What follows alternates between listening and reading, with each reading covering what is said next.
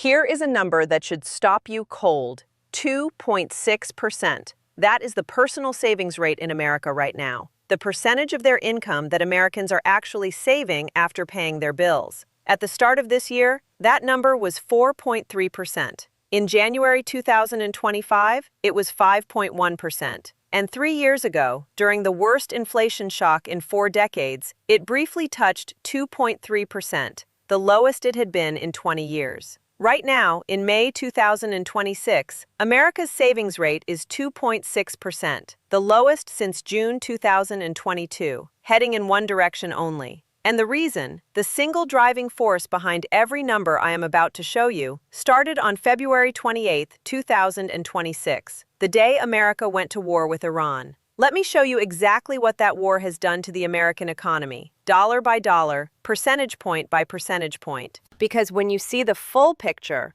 not just the gas prices you notice at the pump, but the chain reaction moving through groceries, through rent, through every category of household spending, you will understand why the Commerce Department's report, released on Thursday, is not just an economic data point. It is a warning. And it is one that most Americans have not yet connected to what is happening 8,000 miles away in the Persian Gulf. Start with the headline number. The Personal Consumption Expenditures Price Index, the Federal Reserve's preferred measure of inflation, the number that actually drives monetary policy in the United States, rose to 3.8% in April on an annual basis, up from 3.5% in March, up from 2.8% in February before the war started, and up from 2.4% in January when the Iran conflict was still hypothetical. That progression, 2.4, 2.8, 3.5, 3.8, is the economic fingerprint of the Iran war on American household finances. Month by month, as the war continued and the Strait of Hormuz stayed closed, the number climbed, and it is not done climbing. The PCE forecast for Q2 2026, the current quarter, is 4.5%. If that forecast holds, it will mean that in the space of 6 months, Iran war inflation will have nearly doubled from where it was before the first bomb dropped. But here is where it gets personal. Because 3.8% inflation sounds abstract until you translate it into what it actually costs a real American family in a real American city to live the same life they were living 12 months ago. Gasoline is the most visible number. The national average for regular unleaded gas is currently hovering around $4.44 per gallon, roughly 40% higher than it was before the war.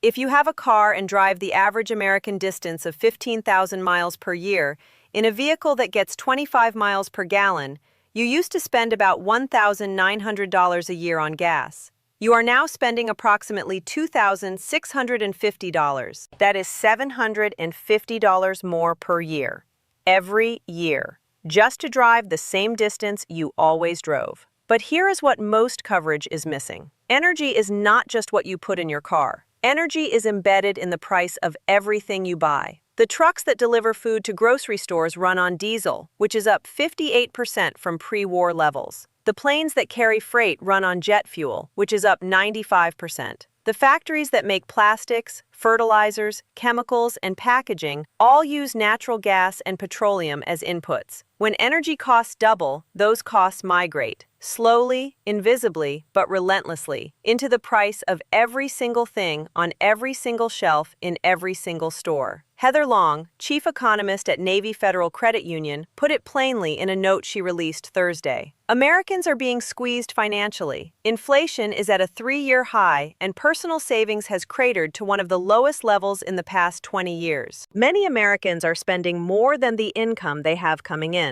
This is not sustainable, especially for lower-income and middle-class households. Read that last sentence again. This is not sustainable. The chief economist of a major American financial institution is describing the current trajectory of American household finances as unsustainable. That word carries weight. Now look at the savings rate collapse in detail, because this is the number that tells you the most about where the American economy is actually heading, and it is the number that is receiving the least attention. The personal saving rate, the percentage of after-tax income that Americans save rather than spend, fell to 2.6% in April, down from 3.2% in March, down from 4.3% in January. That is a collapse of 1.7 percentage points in just 4 months. To put that in context, during the COVID-19 pandemic, Americans saved at rates of 30% or higher because they had nowhere to spend their money. When restrictions lifted, that savings buffer fueled years of consumer spending that kept the economy growing, even as the Federal Reserve raised interest rates to historic levels. That buffer is now gone for most Americans, depleted, spent on gas, groceries, and the thousand small ways that a war-driven energy shock shows up in the cost of ordinary life. Axios noted the precise mechanism driving this. Consumer spending rose 0.5% in April, a seemingly solid number, but disposable personal income fell 0.1%. Inflation-adjusted disposable income dropped 0.5%. What this means in plain English is that Americans are spending more money to buy less stuff, and the gap between what they are spending and what they are earning is being filled by draining their savings accounts. Gasoline and energy goods were the single largest driver of spending increases in April. One concrete sign of how the Iran war's energy impact is registering directly in household budgets. When you are forced to spend more on gas to get to work, you do not stop spending on gas. You cut something else, or you dip into savings, or you put it on a credit card. All three of those things are happening simultaneously across the American economy right now. But the inflation and savings story is only half of what this week's economic data revealed. The other half is the growth story, and it is equally troubling. The Bureau of Economic Analysis released its second estimate for Q1 2026 GDP on May 28th. The number? 1.6% annualized growth, below the 2.0% advance estimate, well below the 2.3% that economists had expected, and a significant slowdown from the trajectory the U.S. economy was on before the Iran war began. Here is what 1.6% GDP growth actually means. Consumer spending, which powers approximately 2/3 of the entire American economy, rose just 1.4% in Q1, below even the 1.6% in the advance estimate. When adjusted for inflation, consumer spending rose just 0.1% in April. 0.1, effectively flat.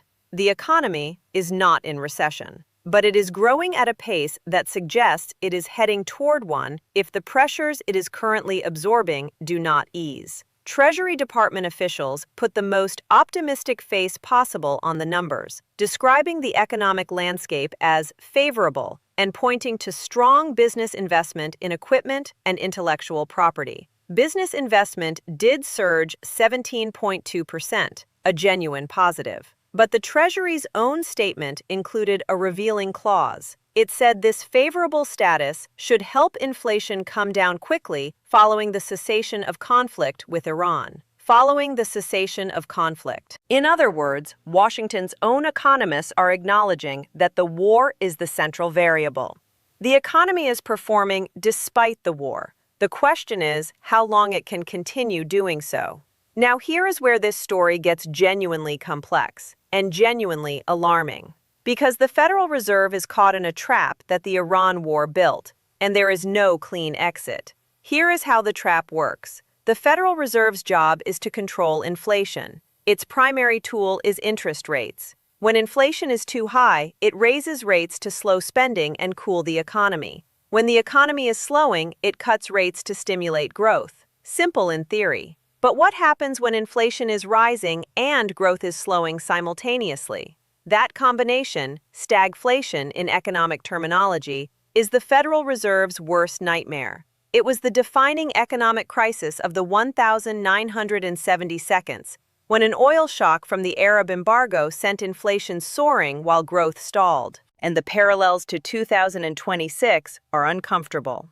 PCE inflation, 3.8% and rising. GDP growth, 1.6% and slowing. Consumer savings rate, 2.6% and collapsing. Federal funds rate, 3.5 to 3.75%, held there since the last cut in late 2025. Markets are now pricing in just 1/4 point cut for all of 2026. Goldman Sachs has pushed its rate cut forecast to late 2026, and Kevin Warsh, who was just sworn in as the new Federal Reserve Chair on May 27th, in the most divisive Fed confirmation in modern history, inherits a central bank with no good options. If Warsh cuts rates to support growth, he risks letting inflation accelerate further. If he holds rates steady, he slows the economy and increases unemployment. If he raises rates to fight inflation, he risks tipping an already slowing economy into recession. The Iran war has removed the Federal Reserve's room to maneuver, and the PCE data released this week means the first meeting of Warsh's chairmanship, scheduled for June 16th and 17th, will be defined by a choice between bad options and worse ones. Now step back and look at the political dimension, because this is where the economic story connects directly to the most powerful forces shaping the next 18 months of American politics. Trump went to war with Iran on February 28th with specific stated objectives: destroy Iran's nuclear program, degrade its military capacity, open the strait, and do it fast enough that the economic disruption would be temporary and manageable. 3 months later, the strait is not fully open. The nuclear file is unresolved.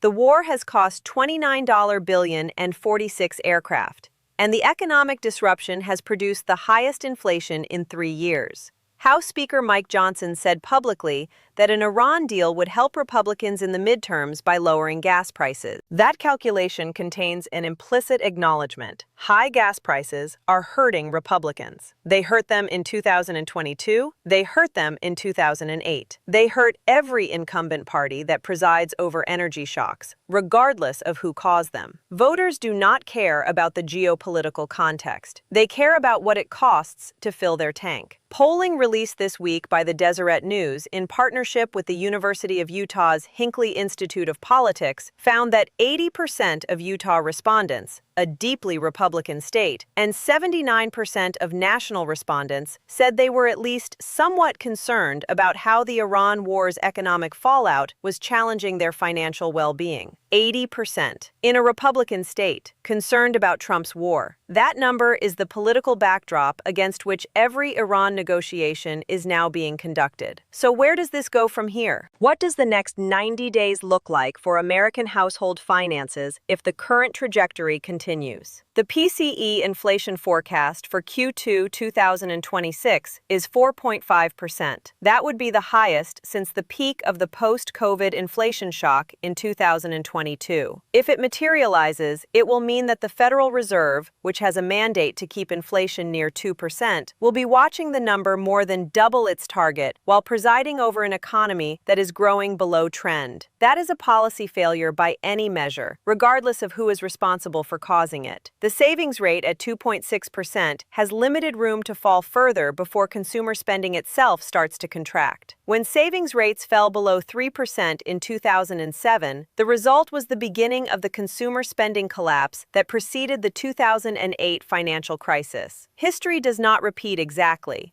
but the direction of this indicator is moving in the wrong direction, and the speed of the deterioration, from 5.1% in January 2025 to 2.6% in April 2026, a drop of 2.5 percentage points in 16 months, is faster than any comparable period outside of a major economic crisis. The one factor that could change this trajectory rapidly is a resolution of the Iran war and a genuine reopening of the Strait of Hormuz. If oil prices fell from their current levels back toward $80 a barrel, roughly where they were before the war, the energy component of inflation would deflate quickly. Gas prices would fall within weeks. The cost of goods that depend on energy-intensive shipping and manufacturing would follow within months. Consumer spending power would be restored. The Federal Reserve would have room to cut rates, and the economy's current below-trend growth rate would have the breathing room to recover. But that resolution has not happened. Despite Trump's announcement on May 23rd that a deal was largely negotiated, Iran's foreign minister said the same day that no enrichment means no deal. The Persian Gulf Strait Authority, which Iran created to formalize its control over Hormuz, was sanctioned by the U.S. Treasury this week and responded by posting on social media that it considered being sanctioned by America a sign of its own positive performance. As of this weekend, the strait remains restricted. The inflation data keeps climbing, and the savings rate keeps falling. Here is the bottom line that the Commerce Department's Thursday report actually tells you when you read it the way an economist reads it, rather than the way a headline writer does. The Iran war is not just a foreign policy story. It is not just a geopolitical story. It is not even primarily a military story. It is an economic story. It is a story about what happens to the most powerful economy in the world when the waterway that carries 20% of its global oil supply gets effectively closed for 90 days. It is a story about chain reactions, from the strait to the tanker to the refinery to the gas station to the grocery store to the kitchen table, where an American family is trying to figure out how to stretch a paycheck that is not keeping up with prices that are.